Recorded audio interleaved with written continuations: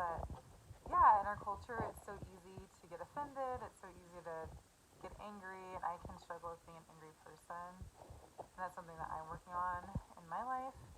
Just to find more peace. It's like you can get angry about everything, the way people say things to you, the way they treat you, blah blah blah.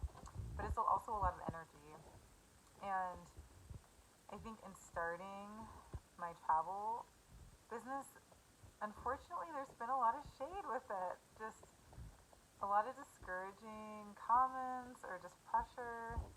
And I wish it wasn't that way, but at the same time, in the book, something that came up was just this thought of like, instead of being surprised when people aren't kind, or instead of being surprised when people aren't supportive, being surprised and encouraged when people are, supportive or kind.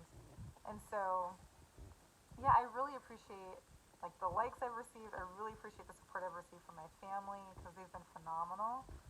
But and a couple of friends, a handful of friends. I don't even think it's intentional. I don't think people are, trying to be jerks or anything like that. I just think sometimes when you're excited about something, it's easier for people to squash that. It's easier for people to be critical instead of positive, you know. And tonight, I had a comment, and I tend to get comments more so on certain days of the week. Um, and I think it's mainly because I come up in conversation at this event that I'm not at. But it's like, okay, this is an opportunity to not be offended. And this is an opportunity to just keep doing what I'm doing and be confident in my choice, and I think that's something that I have definitely grown in. I think when I first moved to Montana, so I lived in Montana for 13 years, and when I first moved here, I was very uncomfortable being a minority. I was very uncomfortable standing out, or obviously I've been a minority my whole life, but I grew up in Florida and I grew up in California, so I think I just found so much security being around other minorities. And then coming out here, it just pushed me to a different limit. You know what I mean? I had to become a little bit more comfortable being seen and speaking up for myself, um, and even setting boundaries with people. Like I mentioned in one of my other videos, I'm a nurse, and so sometimes people will just become so fascinated, like, oh my gosh, tell me about your experiences, tell me about this, and tell me about. And it's like, okay, I'm glad that you're so interested in my life. I'm glad you're so interested in my upbringing, but at the same time, I'm at work, so I need to get my work done, and that's my priority right now. And yes, I want to connect with you and share my life, what have you, but let's put things in their place. So if there's time to tell you more about my hair, if there's time to tell you more about where I grew up, why I moved to Montana, then yeah, let's do it. But first things first, let's get you ready for surgery, or let's take care of your medical situation before we just socialize. So yeah, I think these different situations come up, and at different times, like, my first response is to get offended. Like, why are people like on me? Why can't people just like celebrate what I'm trying to do? That I'm just trying to do something different. But I think instead it's just recognizing, like, hey, so like, be proud of yourself. You know what I mean? Don't give so much energy to other people. It's like, okay, are they trying new things? Are they stepping out? If they are, great. And when they do step out and when they do try different things, celebrate them, because you know how it feels when people aren't supportive. You know how it feels when people aren't celebrating you. So it's just like, don't continue that. Like, don't continue that negativity. Like, be the change. You know what I mean? Stop that trajectory. Because it's like, you can find that anywhere, but the things that are really special are the beauty, the kindness, the support, the celebration of others, the genuine concern, genuine interest. Like, all those things are so beautiful. So it's like, don't give energy to the people that aren't giving you that. Give more energy and positivity, and promote the things that you want to see. You know what I mean? It's kind of like, be the change you want to see. And then another thing I wanted to share. So I have gone to a presentation in the past for a timeshare similar opportunity. We were in Thailand, and let's just say I recognize my strength in saying no, which I think is also positive to reflect on at different times because it's like, that's a strength. I mean, that honestly is a miracle. So I grew up in a really great family, very supportive community, but unfortunately, I also dealt with some situations that were not ideal. I was molested as a child by a uh, family friend's sibling, and child, and and I didn't realize for a while that, like, okay, just because you're molested by a child as a child doesn't mean it's not abuse. It's still child abuse.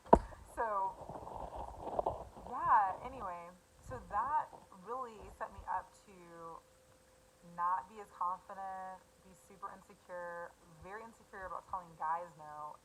I remember one time I had a friend out here, and she was just like, when you're around guys, you just like are a different person. You say yes to anything they say, and you're just like a pushover. And it was really helpful to have so much time being single and figuring that out, going through counseling, and just working it out, and just realizing like, hey, you don't have to stay on this trajectory. You can say no. You can say no to men.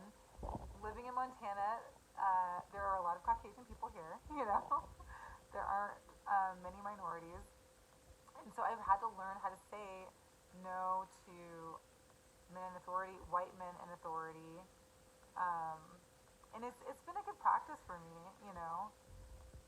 or like the doctors I work with, anesthesiologists I work with, and so we go to Thailand, we go to this presentation, and they're like, oh yeah, would you like another night stay? Would you like massages, a couple massages, a trip to this Phoebe Island? And it's like, oh yeah, all that sounds great. What is the cost? They're like, oh no, it's free. Just goes for presentations. We're like, okay. So we go, and my husband's hard of hearing, and I think that day he forgot his hearing aid. So I was the spokesperson that day. And it got to the point, so the gal presenting was so nice, and she was just like, yes, you guys deserve vacation, blah, blah, blah. And I'm like, oh, thank you. But at the same time, we are not kind of the kind of vacationers who are always at resorts. Like, we camp, we backpack, we do, like, very inexpensive travel. So we just, like, do a whole mix of things. And it's like, yeah, that's okay. You can also apply this situation to hotels, like 2-star hotels. They're very affordable, very budget friendly, blah, blah, blah. So I was like, okay, yeah, cool. Thank you for your presentation. She kept talking about points. Like, isn't this a great promotion, a great offer, a great deal? Because it's only X amount of points. And I'm like, well, I don't know how many points. I don't know how many dollars your points are worth. So I can't tell you if that's a good value or not because I don't know how much the points cost. And she's like, yeah, but it's only this many points. So I'm like, again, I don't know how much the points cost, so I cannot evaluate really whether or not this is a good deal. So anyway, so we're going around and around in circles. I'm asking her about the price of the points. She's not getting into it. We're 3 hours in. She keeps calling in her manager. I was like, oh, so and so, you have to come in here, guys. You have to meet so and so. He's the guru of this organization. He's amazing, blah, blah, blah. And I was like, okay. So then he ends up using like fear, intimidation, and finally makes a statement, so you're going to go against human nature and not go with this deal? I was like, I guess we are. Smile. And pause. And he's like, fine, and like storms off. And I was like, okay, bye. When can we have our massage? But at the same time, like, when that happened, I was just like, you know what? I'm so grateful for the shade and the discouragement that I've worked through because it's given me the opportunity to be strong in this situation.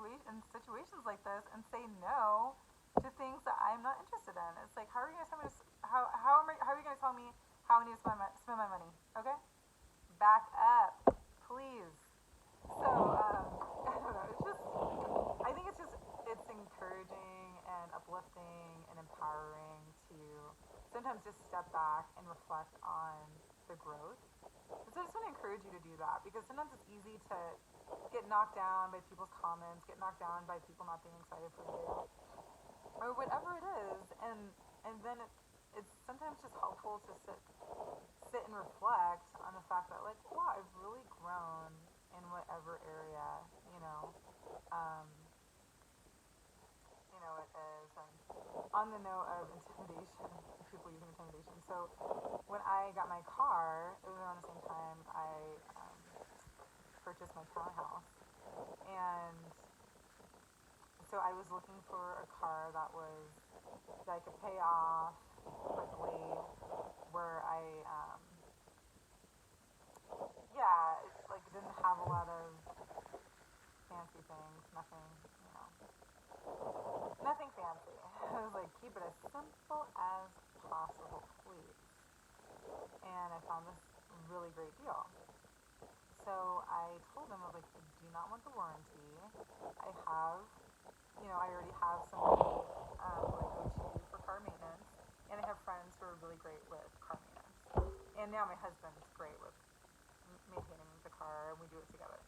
But the point is at the end, when I was getting ready to sign off the sale for my car, this guy added on a extended warranty, and I was like, oh, I'm sorry, why is the price different than what I agreed to? And he's like, oh, well, it's the same. And I'm like, oh, no, it's not the same. And I see here that you added the extended warranty, and I'm not interested in the extended warranty. And so he was like, got red faced very quickly. He was like, why wouldn't you get the extended warranty? And I'm like, that is my choice, and I'm choosing to not give the extended warranty. Please remove it. Or I'd like to work with someone else, but I'm not paying for the extended warranty. Smile. Smiling when you say hard things goes a long way. And I think it even like calms me down sometimes too. I'm just like, it really isn't that serious, and it really isn't that big of a deal. But you do need to respect me, and I'm not paying for that. And so, sure enough, like he took it off, you know what I mean? And it's like he was mad at me and like typing noisily on his keypad. I'm like, that's fine. I'm still not getting it. So your intimidation tactic, I don't appreciate it, but it's also like it's not serving you. It's not serv- It's definitely not serving me. So it's just like this is a waste of energy. Um, so yeah, I think I don't know. It's just interesting when people try to use intimidation in their sales. I was like, I'm not one that responds well to that. And over the years, I've gotten a lot better at saying no to no to people and no to things. You're like, no, next. So, yes, if you're someone that struggles with saying no, please know it will get better. Just keep practicing. And I had one roommate at one point who just said no to everything. At one point, I was like, oh, do you want to go for a walk? No. Do you want to do? No. But I think it was just her practicing her no, and realizing that she was empowered to express herself and not agree with everything that everybody presented. And yeah, so there's a lot that has been said here, but I think I just wanted to share. I feel grateful for my growth, and I feel grateful that reading this book, Unoffendable, has been really helpful in just providing more perspective. And I'm glad that he was bold enough to write a book like this. It's like, this is not consistent with popular opinion because people like to, sometimes people just feel comfort in being offended and bringing that energy into the world. But I think I'm just realizing there are always going to be horrible things happening, things I do not agree with, and that doesn't mean I condone it, but it does mean that I want to get to a place where it's like my emotion, my anger doesn't rule me. It doesn't paint every day. It doesn't paint every situation, and just realizing like there is peace that's also available um, as an opportunity and or option for the way I respond to different situations. So yes, learning to say no.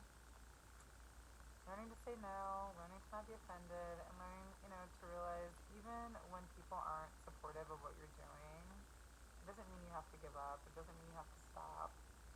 There was this gal I met who used to braid my hair, and I'll definitely, go to her. She's awesome. But I remember people would make comments about my house, because it's a townhouse, so it's smaller, and but it's perfect size for us. It's like we don't need more than what we have.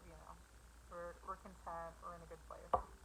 So anyway, I was like, yeah, people sometimes will make comments about like, oh, I need a bigger house, I need this, I need that.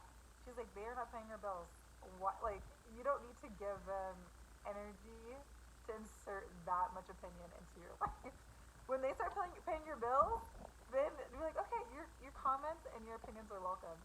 But until then, feel free to hold your comments to yourself. And I think sometimes I've just needed to connect with people like that. Hopefully you have people like that in your life who can just remind you, like, you don't need to give other people that much energy or power, in your life or how you respond to things. So, yes, I hope this message empowers you and inspires you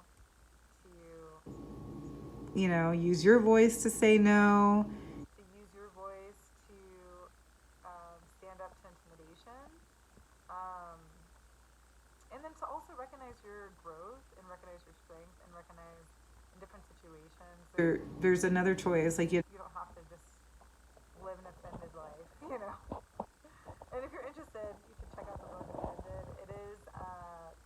It's influenced, it's Christian inspired, and there are references to the Bible. Um, but honestly, I think, and I am Christian, so take this with a grain of salt, but I honestly feel like it could be helpful to anybody. He's super funny and just very relatable, but I just think it's like relevant to the human condition, not just relevant to Christians. And he's like very, very honest, even at like knocking Christians, like, okay, like Jesus was nothing like this. He was not getting offended all the time and angry about